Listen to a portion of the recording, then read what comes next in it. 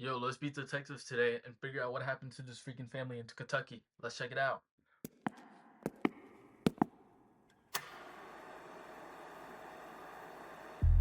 Hey, fair being warning, it's gonna be sensitive topics. Hey, but it's a murder mystery, so let's check it out. Welcome to Mystery Files, where we take a deep dive into cases that span from the creepy to the truly bizarre and everything in between. I'm Shane, and today I'll be forcing my colleague Ryan to hear all about the strange case of the Blue Fugates. In the end, you'll have to decide if the mystery is solved or if it's simply a mystery.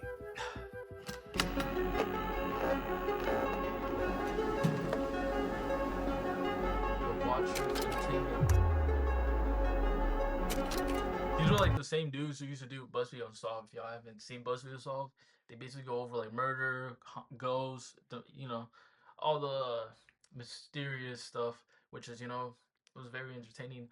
And I think they moved on from BuzzFeed Unsolved and started this whole channel, which I think surpassed BuzzFeed Unsolved in terms of subscribers.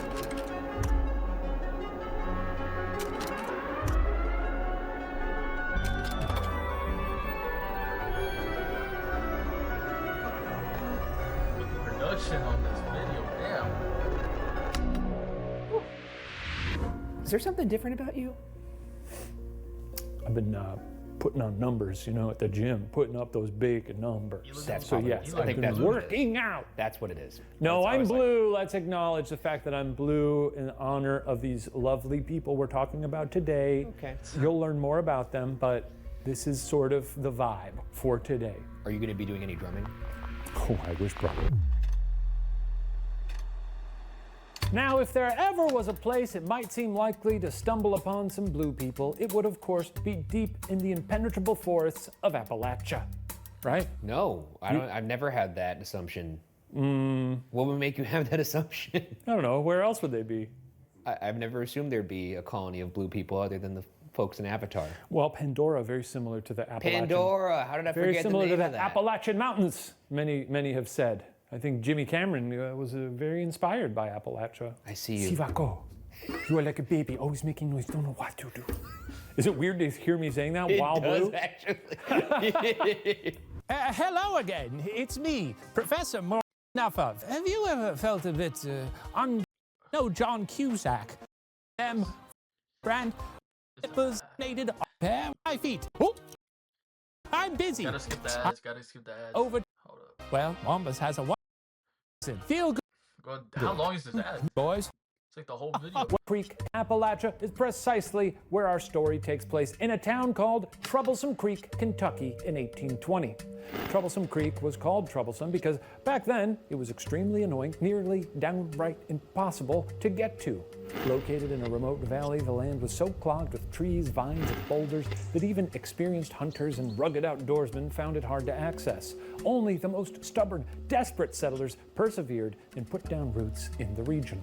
So not a Why? I mean, namesake is quite just go literal. to a different creek then. Tough to get there. I thought it was troublesome maybe because it was troublesome to cross. That would make more sense. You have to cross this creek. It's a troublesome creek. But if it's like, oh, it's just hard to get to this creek, just don't go there don't name it. Just don't go to the creek. Yeah, at that point, don't even At that point, what's besides naming it Troublesome Creek, what's the point of going there if it's that much of a hassle to go to a creek? Yeah, that's a good point. Two of those settlers were a husband and wife, Martin Fugate and Elizabeth Smith. Martin was a French orphan who somehow ended up purchasing a plot of land on the American frontier. He and Elizabeth trekked out there with plans of raising a family. In many ways, they seemed like any ordinary young couple. That is, until Elizabeth started giving birth to blue babies. Is that an actual photo or did we Photoshop? That's a real photo. That's a real photo? That's a real photo? It looks like they added color, but that's actually a real photo. Photo. It's a real photo. That's not photoshopped at all. They had color photo cameras back then. What year is this?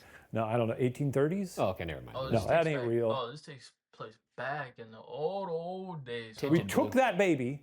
We took a photo of it, dipped it in some blue. Yeah. No Photoshop involved. In short order, Photoshop. the Fugates had 7 kids. 3 of them were pale, as white as their mother, who was in fact. Is this an actual photo or like a painting? Because he just This has to be a painting. This is not an actual photo because these look like paintings. Notably, poetically pale. Quote, as pale as the mountain laurel the that 18 blooms something every spring around the creek hollows, Those as cameras someone are who limited. must have had a crush on her once said. So What? this is a rendering of the family, the Blue family. This is actually them. It's supposed to be them, at least. Yeah. So some of them are blue. Yeah, so you didn't let me finish. The other 4 Fugate kids were blue. So they had some blue children, and then they also gave birth to what appears to be Michael Myers. Right there? No, in the bottom. Right there. They've got the blue gene, but they've also got the Big Mike gene. I mean, not far off, not far off. Yeah, nah, Also kind of Michael. This is actually them, bro. Like this little kid looks like a grown adult. Like and this dude that looks like Michael Myers. I'm not gonna lie, bro. The family is chopped. No, that guy in the bottom. This guy in the bottom, That is full Michael Myers. You know what? It's kind of like You better kill that kid quickly before he kills you. It's kind of like if Mike and Chucky had a kid. Now, by all accounts, this was shocking, as people are rarely blue, but it shouldn't have been totally I don't surprising. even care about the That is Blue funny. family anymore. You're just I want to loving- know about baby Michael Myers. Baby Mike. But it shouldn't have been totally surprising for one reason. Martin. What? Oh man, he's still there. I tried to get away from him, but he's still peeking in. He's still smirking. But it shouldn't have been totally surprising for one reason. Martin, the father, was also apparently a touch blue. Indigo, in fact. Now, many of these details were passed down through oral tradition, so it could be legend that Martin arrived in Troublesome Creek already indigo, but it's a fact that 4 of his kids came out blue. And since Troublesome Creek was not only nearly impossible to get to, but also impossibly tricky to leave, Martin's kids stuck around. They grew up, married partners, and had kids. And some of those kids, who were first cousins, married each other. Bro, this is why they're blue, bro. They literally have like genetic disorders, bro. They're literally keeping the genes strong in the family, like. And they had kids, and those kids married, and soon the valley was brimming with Fugates, nearly all of them blue. They couldn't even beat the incestual allegations because there's a bunch of blue folks running around Yeah, that's after a a tough while. one to- It's a tough. We weren't doing that. Tough one to try to excuse. Yeah. Word of the Fugates' blueness spread fast. Some described their coloring as gunmetal blue or blue as fish hooks. It was said that they would get especially blue when angry or when they had too much.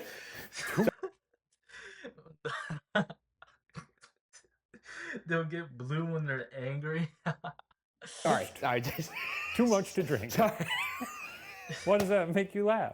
I was operating under the assumption, seeing as how you said they're born blue, that they were always blue, but I didn't realize they were like a fucking mood ring. Well, I think, when they get angry, they turn blue. when if people get angry, they could get sort of red or flushed. So they just get bluer. It was assumed that the blueness must have hurt the Fugates, but they seemed in otherwise good health. Their only other symptom was that their blood was brown.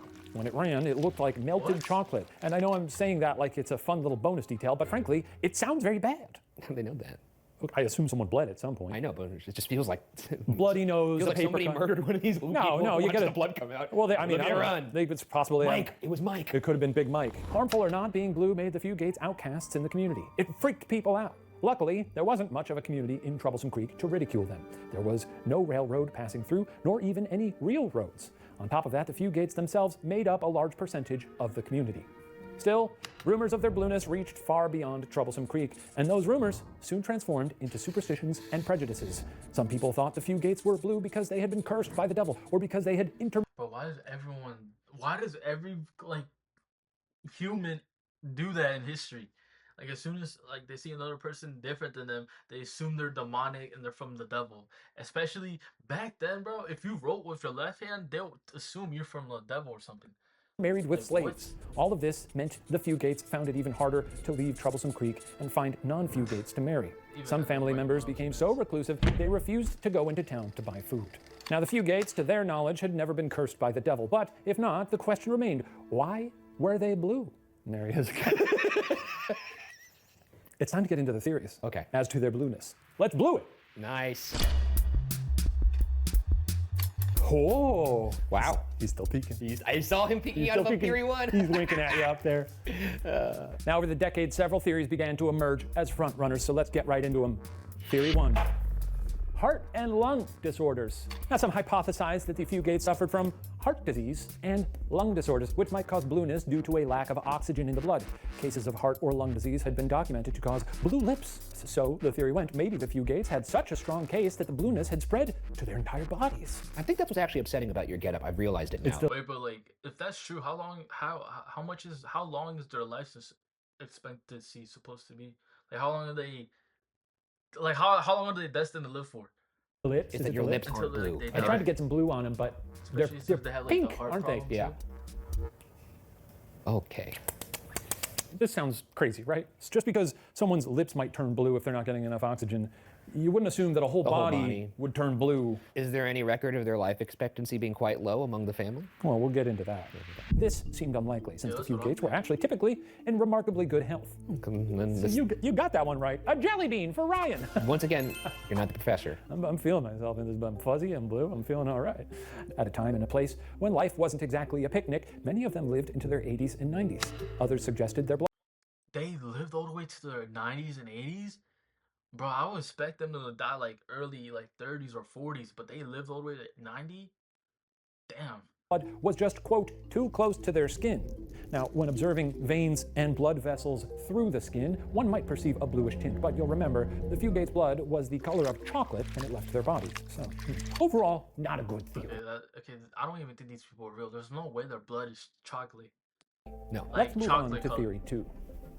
It was a blood disorder. Now, this theory is that they suffered from a blood disorder called methemoglobinemia, a circulatory condition often brought on by an enzyme deficiency or an overabundance of vitamin K. Now, pork liver has a lot of vitamin K. Were they simply eating too much pork liver? How much pork liver can a person eat? Can you eat too much pork liver? Of course you can. Would it make your skin blue? I don't know. What do you think of that one? Pork, too much pork. This theory is pork. I don't this like theory looking is at maybe pork too liver. much pork. I've never Look at eaten that pork liver, so I guess I can't really knock it. I'll try anything once, but I don't want to try that. I had fried chicken liver at the House of Pies in Los Angeles once. How was that? It was good going down, but on the way out is the worst thing I've ever produced smell-wise. Let's move on to theory 3. Silver, baby. Yes, maybe instead of eating too much pork liver, were the Fugates actually snacking on precious metal? Before penicillin was widely available, many Americans ingested low doses of silver, which, believe it or not, has antibacterial qualities. Now, some people, despite abundant penicillin, still eat silver, like this guy, Paul Carrison, aka Papa Smurf, who took some hoping to curb a bad case of dermatitis. Now, he turned blue because the silver gave him a much worse condition called argyria. And that's why he looks like that. Now, did the Fugates also overdose on metal? Would poor rural Kentuckians really drink silver rather than sell it? I'm gonna be honest, I didn't even know it was possible for your skin to turn blue, bro. Like, I can see like the list, but like your whole like body. I don't know. Let's move on to theory 4. And this one isn't as fun as the others, but we've tried to make it look as jovial as possible. Inbreeding, it has Inbreeding. Yeah, it's definitely. I'm gonna be honest. Out of all the theories, I feel like this one is the most. This and number 1, but definitely this one because they're literally inbreeding. Like legit, they inbreed, bro. That's just so. Now, many have suggested inbreeding, which, in Kentucky at the time, was a bit like the pot calling the kettle black. Cousin marrying was very popular then. You know, hey, we learn, you live, you learn, right? Interviewed years later, a relative of the Fugates named Dennis Stacy said, quote, back then, there was no roads. It was hard to get out. So they intermarried. What's the deal with cousins, am I right? What's the deal with cousins? It's a very, the deal is don't marry them. Their deal was like, let's investigate very closely. But that was true of nearly every holler in Kentucky. Very few roads were built in the area until 1910. Before that, the forest was so thick that people traveled into creeks, which often led right up to the houses. That's kind of cool, I think. I mean, not the intermarrying, but cool that they like traveled via creek instead of roads. That's fun. Like a lazy river system. Yeah, kinda. That's fun. Damn, bro. If inbreeding was this bad in Kentucky, bro, imagine Alabama at that time, bro. Alabama was going how to be like fucking LeBron James level of inbreeding over there.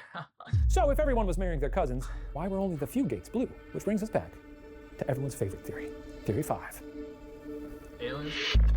Devil worship. Oh, What? devil worship? Yes, the Fugates had been cursed. A lot of people thought, case closed. After all, the Fugates did seem suspicious. Because of their blueness, they were ashamed to be seen by the few other people in the county who often ridiculed or even harassed them. They decided to isolate instead of mixing with the community. The blue Figates, whatever, this family where there's blue people. Out of all these theories, I feel like number 1 and number 4 are the ones that are most likely, especially number 4 because they're legit marrying and doing it with their first cousin, which is crazy. And this all happened in Kentucky, by the way.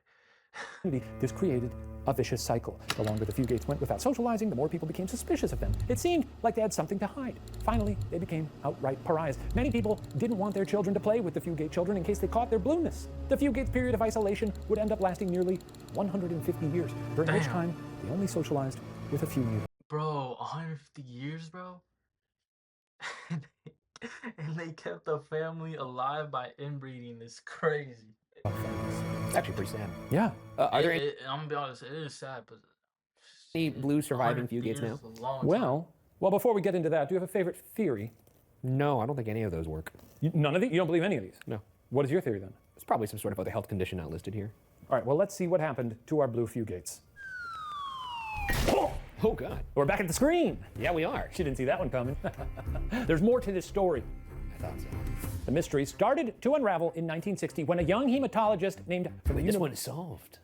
You don't know that yet. You don't know. It's solved. You don't know. You can't make assumptions like that. I solved it. You'll make an ass out of you and me, out of Blue and me. I'm not gonna lie, when I saw it, I was just like, I thought it was a murder mystery. Turned out it's just it's just a mystery on why their family's blue. I solved it. When a young hematologist named Madison Callwine from the University of Kentucky heard rumors about blue-colored hillfolk. Callwine was a well-respected doctor, having helped isolate the antidote for cholera and having helped create a drug to treat Parkinson's disease. His passion in life, however, was for hematology, mostly because he liked how blood looked, not streaming down people's faces, but under a microscope. Quote, "Blood cells have always looked so beautiful to me," he once said. This guy's a freak. This guy's a freak, It's just bro. he's a creepy guy, I guess. He probably didn't say it He's with a that sort of level blood of fetish. intensity. He's probably like, blood cells have always looked so beautiful to me. That doesn't make it much better. Just things you hear while you're blindfolded. Yeah. So when Dr. Callwine heard about the Fugates with their blue bodies and chocolate blood, he was thrilled. He immediately set out for the forest, bringing a sturdy nurse named Ruth Pendergrass with him. Like Dr. Callwine, Nurse Ruth was a blue superfan. The Fugate rumor fascinated her. Ruth lived in Hazard, Kentucky, deep in the hills. Every day, Dr. Callwine drove 8 hours to meet up with Ruth, and the two of them scoured the hollers for blue people. For weeks, they had no luck. And then, just when they were considering giving up, a pair of blue siblings walked right into Ruth's clinic in town. Their names were Rachel and Patrick Ritchie, close relatives and neighbors of the Fugates. Very close. Very close. Yeah. I got that upset. The whole Fugate family, bro. They're extremely close, bro. They're extremely close, if you know what I mean. And a pineapple on their door, you know what I mean? Yeah, dude. Dr. Callwine and Ruth started charting the Ritchie's family health history to try to find the origin of their blueness. They found no evidence of heart or lung disease, ruling out that popular theory. Which I also ruled out. He also, let's let it be I also noted, ruled that out. you should be a doctor. Thank you. Yes. Then they tested the hemoglobin levels in their blood, suspecting they might suffer from anemia. These tests, too, came back negative. Stumped, Dr. Callwine and Nurse Ruth began digging through obscure medical literature, hoping to find similar cases. And after rigorous searching, finally, they found something. The case of some native Alaskans who were blue, and not just from the cold. Those Alaskans were found to have methemoglobinemia, a condition caused by an enzyme deficiency. You sure it's not caused by trying to pronounce that? It's a long one. Methemoglobinemia. Methemoglobinemia. Methemoglobinemia. Methemoglobinemia. Methemoglobinemia. Methemoglobinemia. Methemoglobinemia. Methemoglobinemia. After further tests, it was discovered that Rachel and Patrick Ritchie lacked the enzyme diapherase and keeps the blood from producing too much methemoglobin. As a result, the Ritchie's methemoglobin levels were 10 to 20 times the normal amount, which prevented red hemoglobin from transporting normal oxygen levels to their blood. While it wasn't toxic, it did alter their skin tone. Guess how?